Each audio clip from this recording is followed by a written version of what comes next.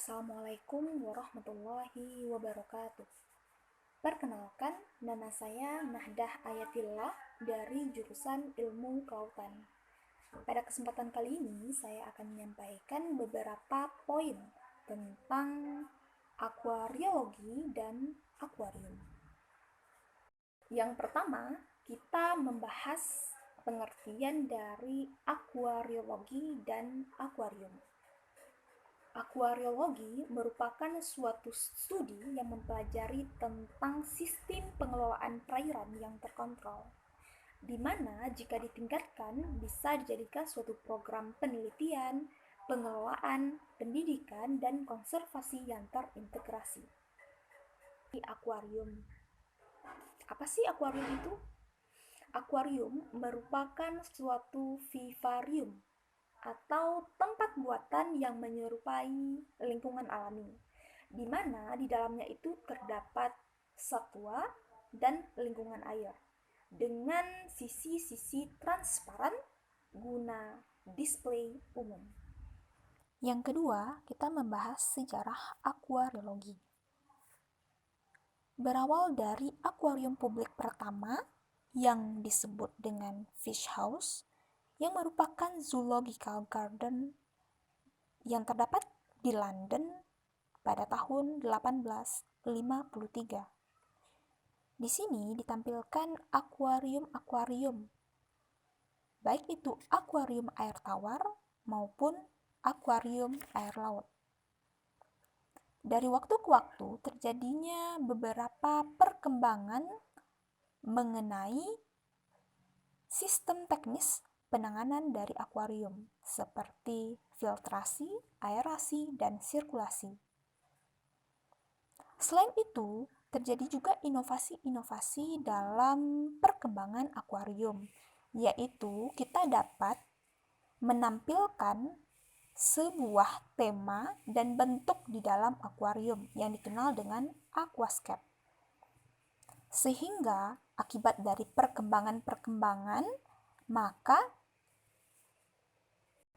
muncullah ilmu akuariologi untuk mempelajari sistem dan teknis dari perawatan akuarium. Yang ketiga, kita membahas pengertian dan pembagian dari aquascape. Pengertian aquascape merupakan ilmu mengatur tanaman air, batu karang, koral, atau kayu apung secara alami dan indah, sehingga memberi efek sedang berkebun di dalam air. Selanjutnya, pembagian dari aquascape ini terbagi menjadi dua. Yang pertama ialah aquascape air tawar yang lebih dominan pada tanaman air, dan aquascape air laut. Isinya itu dominan karang-karang. Yang keempat, kita akan membahas tahapan membuat aquascape. Terlebih dahulu, kita siapkan alat dan bahan yang akan digunakan, seperti akuarium, terus ada lagi untuk dasar, bebatuan, kayu, tanaman hias, air, fauna, baik itu ikan, ada keong, udang, terserah, terus ada diffuser CO2, filter, dan lampu. Nah, prosesnya itu, yang pertama itu kita harus bersihkan akuarium. Setelah proses pembersihan akuarium, masuk dalam proses meletakkan pasir sebagai dasar akuarium, yaitu sebanyak 2-3 cm. Setelah pasir masuk, selanjutnya kita memasukkan pupuk. Nah, setelah pupuk dimasukkan, terus ditutup lagi dengan pasir.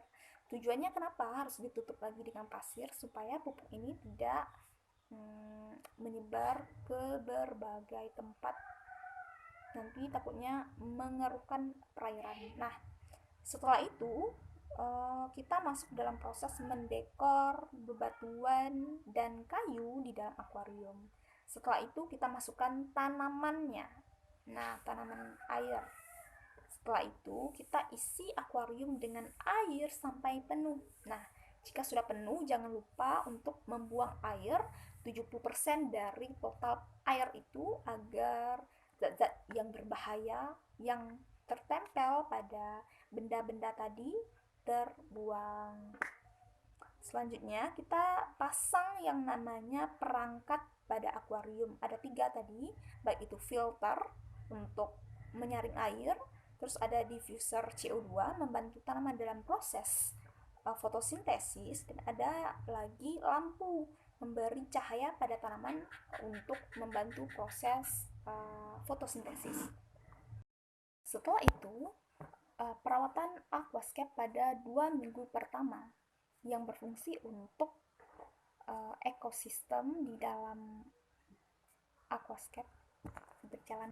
Selanjutnya, masukkan fauna ke dalam aquascape dan dilakukan pergantian air 1 kali seminggu. Yang kelima, kita membahas faktor yang mempengaruhi kondisi aquascape. Yang pertama itu ada parameter perairan. Yang harus kita perhatikan diantaranya pH.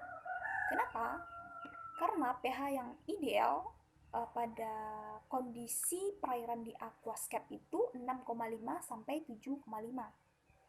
Jika terjadinya fluktuatif yang tinggi akan menyebabkan terjadinya kegangguan pada kondisi perairan dari aquascape. Terus, selain pH, kita juga harus memperhatikan kandungan CO2. Kenapa?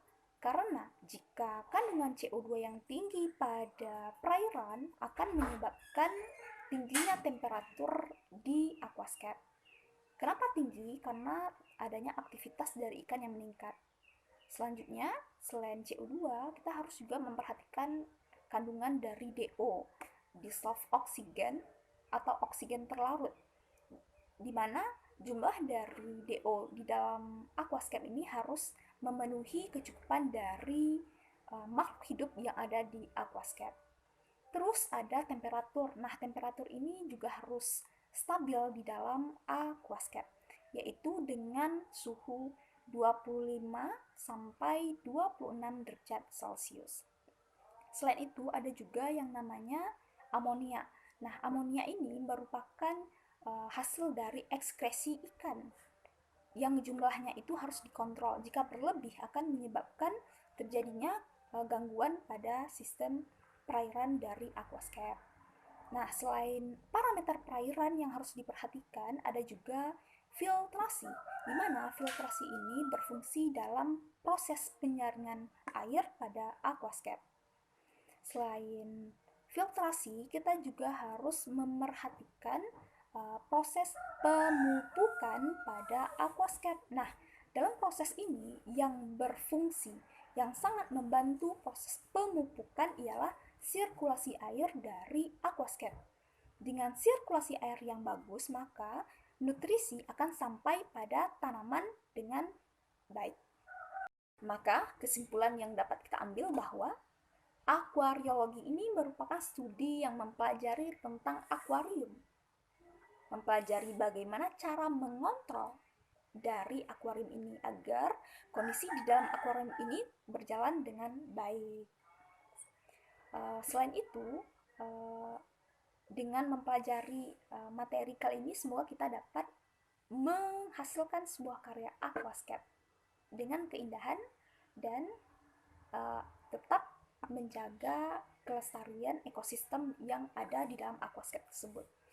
Mungkin hanya sekian yang dapat saya sampaikan. Terlebih dan terkurang saya mohon maaf. Wabillahi taufiq wal hidayah. Wassalamualaikum warahmatullahi wabarakatuh.